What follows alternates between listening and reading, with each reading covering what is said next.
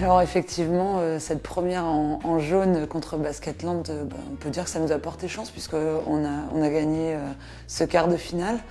Maintenant, ce qui est possible, c'est de le faire aussi pour la demi-finale et pourquoi pas jusqu'à la finale de cette Coupe de France. Donc ouais, le maillot jaune nous va plutôt bien. Déjà, la saison sera terminée, donc oui, forcément, c'est quelque chose qui est proche de chez soi et dans sa ville. J'ai hâte d'aller voir cette arrivée-là, oui. Bien sûr qu'un maillot géant du LBB, ça pourrait être vraiment sympa. Pour la symbolique, je dirais la cimenterie, parce qu'il y a énormément de choses qui sont passées là-bas et c'est une salle qui est amenée à vivre encore de très beaux moments. Donc je pense que c'est vraiment représentatif d'avoir ce maillot géant là-bas, s'il y a.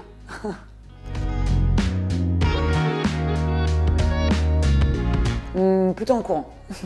Plutôt en courant. Je suis pas très douée en vélo, donc je le ferai en courant, je pense.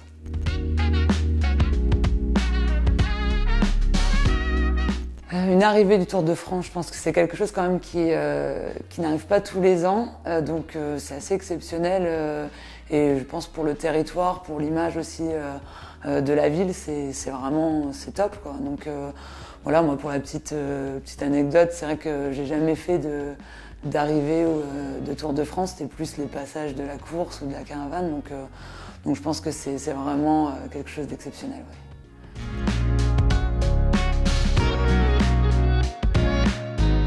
Un souvenir particulier sur le Tour de France, je dirais, c'est plus des souvenirs quand on est enfant et que c'est vrai que les grands-parents, mes parents regardaient le Tour de France à la télé et quand il y avait une étape proche de là où on était, donc c'était plus dans le Loir-et-Cher qu'en Bretagne, mais on se déplaçait, c'était plus pour voir la caravane, un petit peu la course, mais plus pour tout ce qu'il y avait autour du Tour de France que la course en elle-même, quoi.